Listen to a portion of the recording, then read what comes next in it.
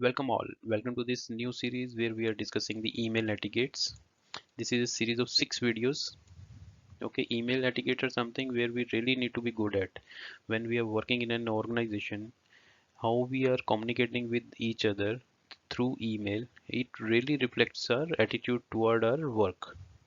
So we need to be very careful while communicating with each other. So we are going to cover these 6 sections in this series. First one is golden rules of writing an email, handling flaming in the email. If somebody is very angry or something, how we can handle those emails, or how to write an flaming email. What kind of subject line should be there? Formal versus casual email. Postscript. What is PS? How it is important. Email signature. This is also really important. So these sections we are discussing in this series of 6 videos. So let us start with this part. Email etiquettes, 10 golden rules.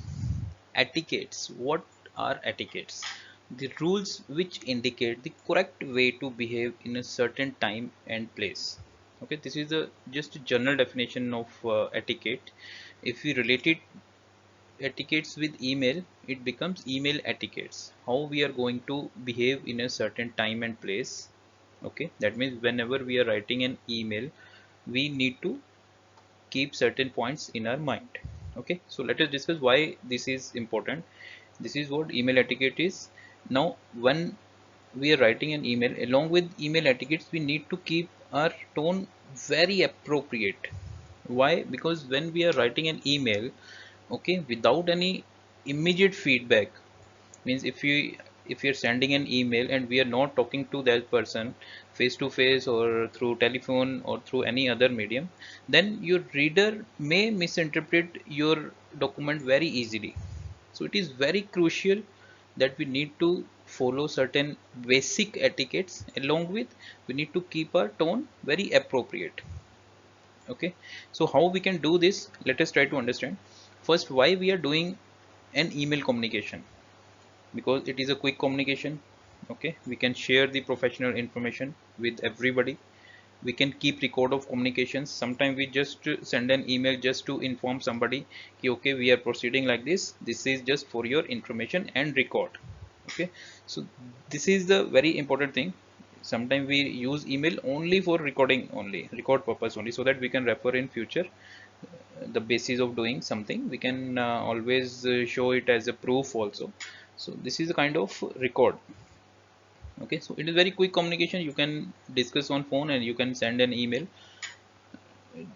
to anybody. Okay, and you can share the already received emails with many people. So this is very quick communication. What we need to avoid: inappropriate conversations we need to avoid while sending an email. Okay, we don't have to send any funny or political or religious kind of email. We don't have to uh, express our views related to politics or religion. It may hurt anybody, so we need to avoid such communication. And this is a thumb rule: harassing co-worker, this we never do. Okay, we need to avoid every time. This is a thumb rule: never send an email to harass anybody. Okay, why? Because it is a written communication. Your written communication can always be used anywhere. This can be forwarded to anyone. So we should not do this communication to harass anybody. So this is a very good thing to avoid this thing. And one important thing: think before you send. Whenever we are sending an email, we need to keep in mind whether this is relevant to our organization. What we are doing in our organization, is it related to that only? Then only we should send it. Could this information hurt, embarrass or offend someone? Why to write anything which is going to offend anyone? Okay, this is just a thumb rule. We have to avoid such things. Could this email be misinterpreted in a bad way? Okay, we need to keep our tone appropriate, and we need to follow basic etiquettes. So this will be automatically gone. Okay, we should never write such a sentence which can be interpreted in a bad way. Okay, so we need to keep our tone appropriate. How we can do this? Okay, we've listed out 10 golden rules. Let us discuss one by one. First one is always include a suitable subject line. Subject line is a very important thing. It is a part of email which we write most of the time at the end when we have finished our email. Then only we write the subject line. But it is very important. Why? Because this is the first thing which a receiver will look into. Okay, based on subject line only, the receiver will open the email. Okay, 50% information they can sense what kind of email it is, what is the content, what is the urgency, everything you can convey through the subject line. Most importantly, subject line is important so that you can refer or search your email in future also, maybe down the line 6 months later. If you want to search any email, subject is the best thing which you can search to reach up to the desired email. Add all relevant stakeholders name as recipients. Okay, in corporate culture many people play some political tricks. They don't send an email to all the stakeholders. Okay, it is not going to help anybody, it is going to hurt the project activities only. Okay, they keep on sharing the email to the stakeholder which are not relevant. Okay, the email will go from one person to another, then to another, then in the end it will reach to a concerned person. By that time many people have played their politics, but this is not good for any project. Okay, so we should keep all the relevant stakeholders. Use the recipient's name in the greeting. Okay, if somebody sends me an email and he starts an email with hello Atul Singla, so my name will be there, so I will be personally attached to that email. So that is very good thing to do. Use recipient's name. Never say dear sir, dear Mr. Never use such thing. Use recipient's name in the greeting.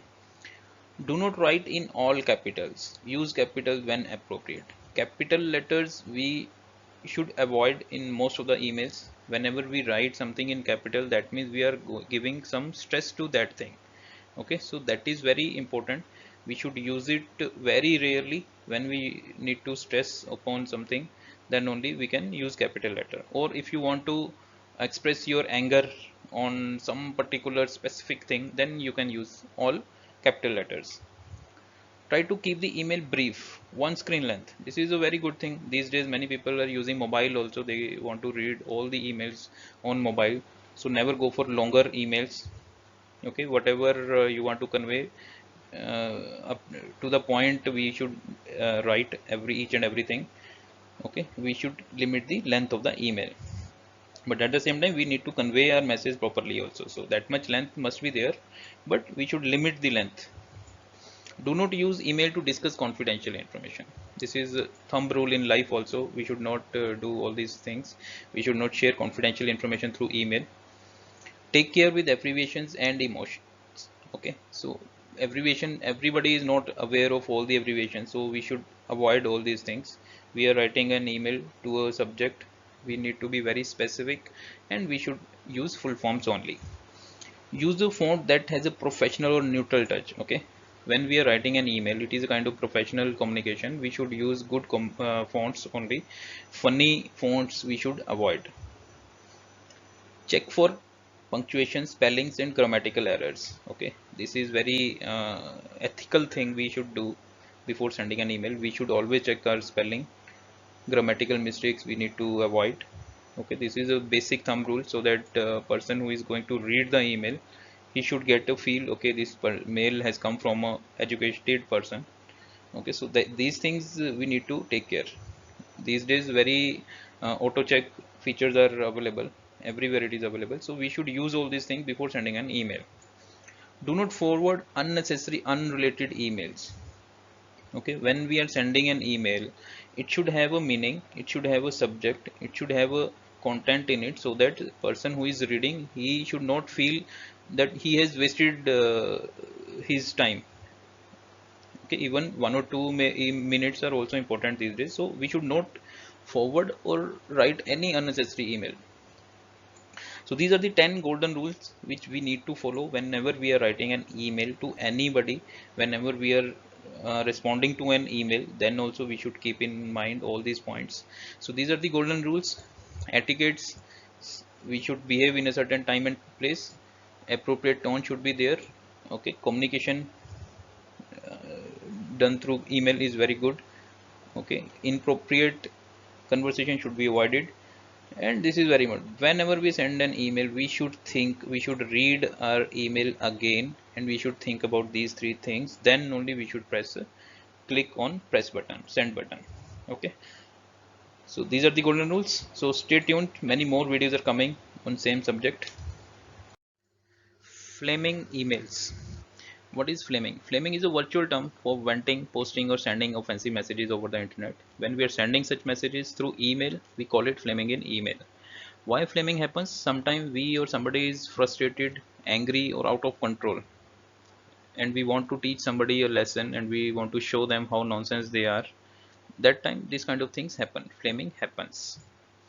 There are two scenarios: when we are sending a flaming email, or we are responding to a flaming email. In both the scenario, we need to keep in mind few things. For example, while sending a flaming email, we need to keep in mind, we need to ask ourselves, would I say this to person's face? When we know somebody, and we are talking to somebody in face-to-face communication, would I say this to him? Before sending an flaming email, we should think about. Okay, read your message twice before you send it. We are angry, okay, we are writing and flaming email, okay, we have already written an email, okay, but we need to read our message twice. Okay, before sending we need to calm down. We need to think how that message will be conveyed to that person. Okay, we have written an email, okay, before sending we need to think about it. We need to read our message twice, we need to calm down, and we need to think how this message is going to convey our message. It may tend to create a great deal of conflict that may be spiral out of control. Okay, because there are so many stakeholders who are going to read your message. Maybe you are pointing something to someone, but that email will go to many other stakeholders also. How they are going to respond, we need to think about that also. So sometime it may happen the conflict is becoming more bigger. Okay, and it may go out of control. So we need to think about this thing before sending an email. What you say cannot be taken back. It is in black and white. When we are writing an email, it is in black and white. We cannot take our words back. So we can write an email while we are angry, but we should not send an email when we are angry. We need to read it twice. We need to calm down first, then only click send. So these are the basic things which we need to keep in mind before sending a flaming email. Okay, so now let us discuss how we are going to respond if somebody has written an flaming email. How we are going to respond to that person. Understand sender's frustration. Okay, we need to understand that somebody is frustrated, somebody is angry, that's why he has written that email. Tell them they are right if that is true. If you know that someone who is angry is right, we should tell them, okay, you are right, and we are together, we are going to resolve it. Okay, never say no, that you are not right if you know that he is right. Avoid getting bogged down by details and minor argument. Okay, never let you down by minor arguments. You should avoid or ignore minor arguments. If you feel you are right, thank them for bringing the matter to your attention. When you know you are right and somebody is frustrated, that's why he has written that mail, then you should thank them for bringing the matter to your attention, and there should not be any other reaction. Explain what led to the problem in the question. Okay, if you know the history, you know the story from both the sides, you should always explain the problem which is under discussion. If you are aware that the situation is in a process of being resolved, when you know that process, that the issue has already been discussed with other stakeholders and it is going to be resolved very soon, that should be mentioned in the starting of the email. When you are going to respond to that email, at top we have to mention that it is going to resolve soon, this has been discussed with many other people, and within 1 week or 1 day or something we can write this is going to resolve. Then only you start writing and start responding to that email. Apologize if necessary. If you think that that person's anger is correct, that frustration is okay, and you are the culprit, then accept it, apologize immediately. Okay, so this is also one of the way to respond. But if you are wrong, then only you should apologize. Otherwise, we need to explain the problem. If you know that situation is going to be solved, then we should mention at the top of the email only. So this is how we are going to respond to a flaming email. Now few times, sometimes we have to avoid also. Suppose you have received an flaming email, you know there is a problem from your end or from other end. How to resolve? Okay, there are times when you need to take your discussion out of virtual world and make a phone call. This is the best way. Just give that person a phone call and explain it properly. Okay, instead of writing an email, replying to an flaming email especially, we need to call him. That is the best way to solve. Then after that phone call, you can always write an email ki, okay, as per discussion, this is was the situation and this is how we are going to resolve it. If things become very heated, a lot of misunderstanding occurs, or when you are delivering very delicate news, then the best way is to face. Don't even use phone calls. If you know the situation is very critical and whatever you write it is going to be misunderstood, then that communication is not required. Just go face to face.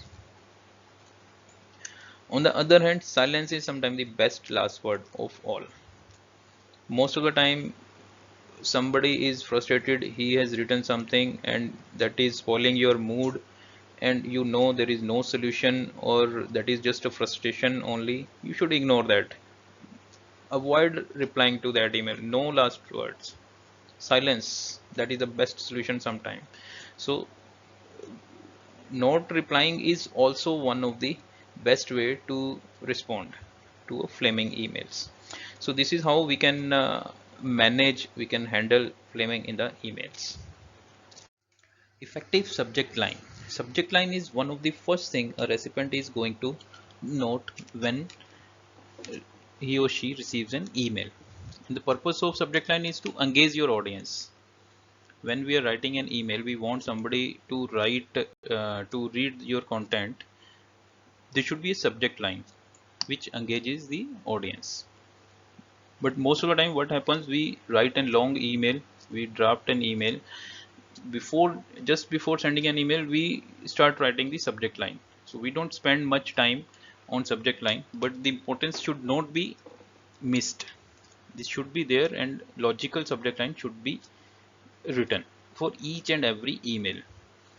When your subject line is blank, this is a blunder. Okay, nobody is going to read your email, nobody is going to know what you are sending and why you are sending. Okay, most of the time many of the employees are busy in so many activities, so maybe your email will be missed. Nobody is going to see when there is no subject line. Nobody is going to open and read your content. When you are writing a great content, then why to ruin your chances? Why your recipient should miss the email? Okay, so without subject we should never send an email. There are few golden rules while deciding the subject line. So rule number one is simple is always better. Okay, simple is always better. Now most of the people are using mobiles. Okay, so email subject should be in such a way so that it when it pops up on your mobile screen, somebody who is going to read that mail, that should be very clear that what is there in the email. Okay, accurately reflect the content of the email. When you read the subject line, we should know what is there in the email and what is the purpose of the email. Glanceable. When there are hundreds of email in your box, then your subject line is the only thing which will help the reader to select the email out of hundreds of email. Okay, so it should be very accurate, it should be very simple and written in a better way. Using logical keywords, this is a very important thing. Why? Because suppose you are having an mailbox where hundreds of emails are there. Many of emails, okay, you have already read, you have already responded, but in future you need to search those emails. So without a logical keyword in the subject line, we cannot search. We can search, but it will take a lot of time. If we are having a logical keywords in the subject line, it will be very easy to filter the email which we are looking for. Okay, and logical words will always help the reader also when you are looking for immediate actions. If you are planning something and you want somebody to react immediately, then those logical words should be there so that you can get the reader's attention, which is very much required and which is very much required immediately. Okay, so it should be simple, it should be logical, and it should not be blank. So subject line is very important. It is a part of email. It is the topmost important thing of an email. If it is simple and logical, you can reader should sometime they can skip the email. Even subject line helps. Everything is done when subject line is logical. A reader will help, read the subject line and they can quickly take action also. So never forget the importance of subject line. It should be simple and logical. Formal versus casual email. Formal email is typically sent to someone you don't know well or someone who is very senior to you, who is in authority. Okay, this is typically where we write an formal email. Casual email usually goes to a person you know well. Often it's your friend or a family friend. So this is the general definition where we are going to use formal email and where we are going to write an casual email.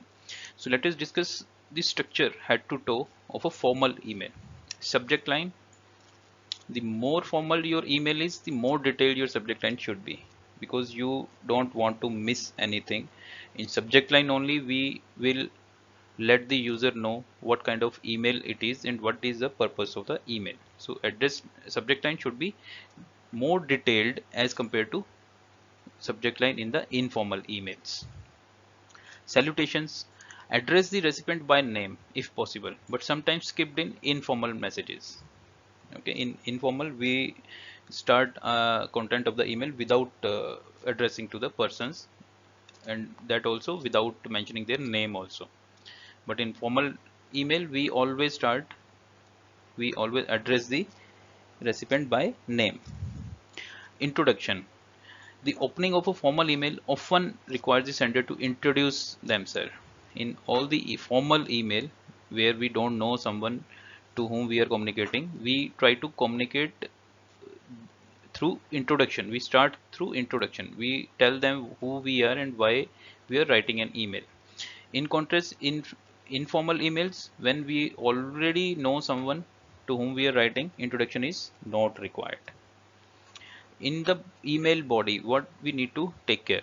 The body of a formal email typically elaborates the purpose of the email. First we introduce ourselves, then we mention the purpose of writing that email, because we don't know the person who is going to read the email. Okay, so we don't want the recipient to misunderstand an important point which we want to point in our email. For email, formal email especially, use proper grammar and complete sentences. We don't want to use any abbreviation, shortcuts and nothing. We want to mention our content in detail. Okay. Closing, when we are going to close the email, there should be a formal uh, closer. For example, we try to mention our name, contact information and title if appropriate. So there should be a formal closer also where we are mentioning everything. Sometimes we mention the address also. Okay, so there are few other interesting facts which we need to keep in mind while writing a formal or informal email. In formal email, it should have a defined structure. Okay, detailed subject, introduction, okay, the purpose of the email. So this should be detailed in formal one. Okay, with the definite salutation, the opening part of the email, signature section, opening section and the body. There should be a defined structure.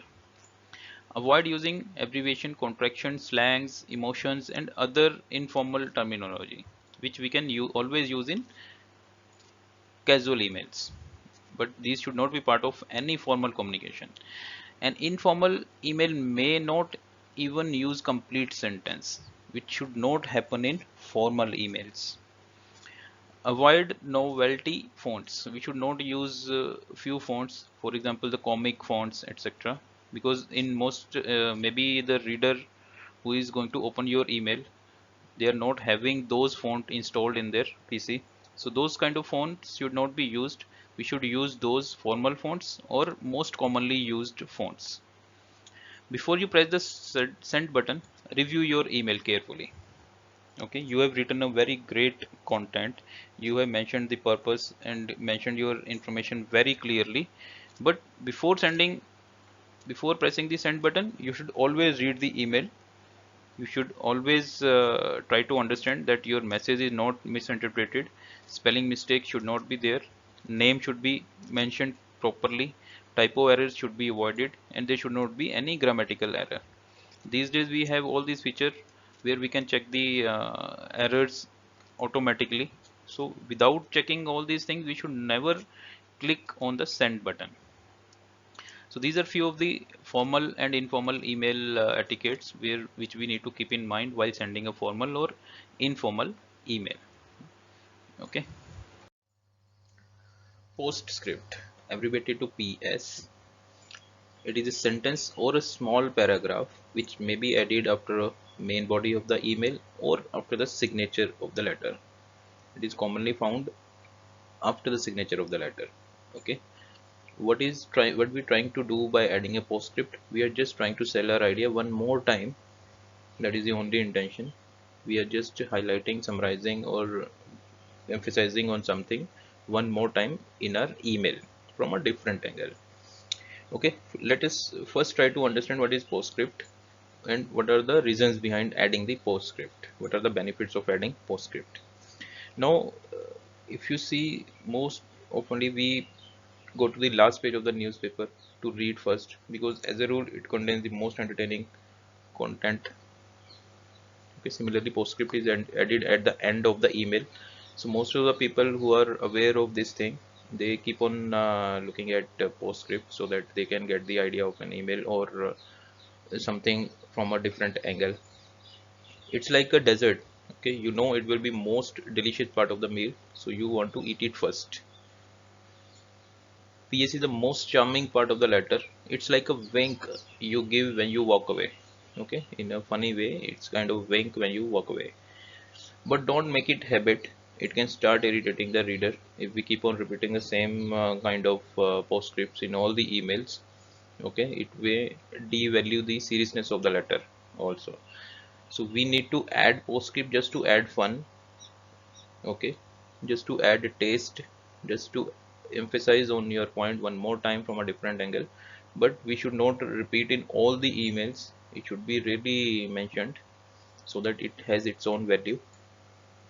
Now let us see why we should add all these things.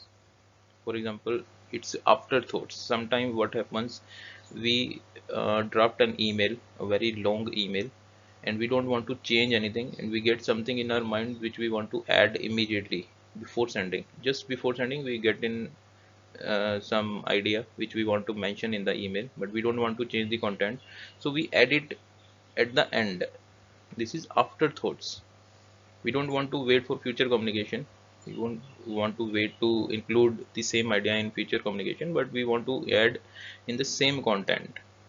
Okay, so it is kind of afterthoughts. After composing an email, we something comes into our mind and we want to mention immediately before sending, so that's afterthought. Adding a personal touch. Okay, this is also important. We add PS intentionally at the end so that we can add some personal touch in a formal communication also. Okay, so this is very important. We can add informal touch in formal communications. Push your point of view. As we have already discussed, one more time we want to present our point, what we are trying to say, what we are trying to sell, what is our idea from a different angle, so we can push our point once more. Okay, you have been doing your best to get to take action, but PS, adding a PS Okay, this is our last chance to emphasize on our agenda. So make it count. Attracting attention. Okay, now how we are going to engage our reader? Make your PS visually appealing so that they would hook readers and make their eyes at once, so that at least once every reader who is going to read that email go through that PS. Okay, so what we can do, we can use bold text. Okay, write in a different font or color. We can format in a separate information box so that it attracts a user. They can spend few seconds to read the PS. It will emphasize on the content in a different way.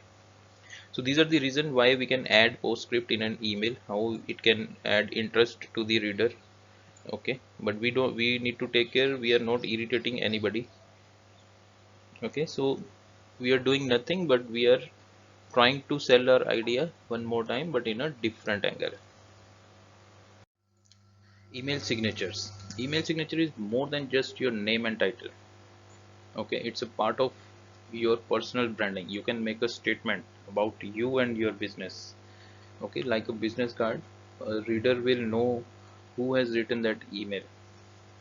Okay, you can tell the reader who you are and which company you are representing. So let us try to understand what we need to include in an email signature. Okay, your name, company name, and your title.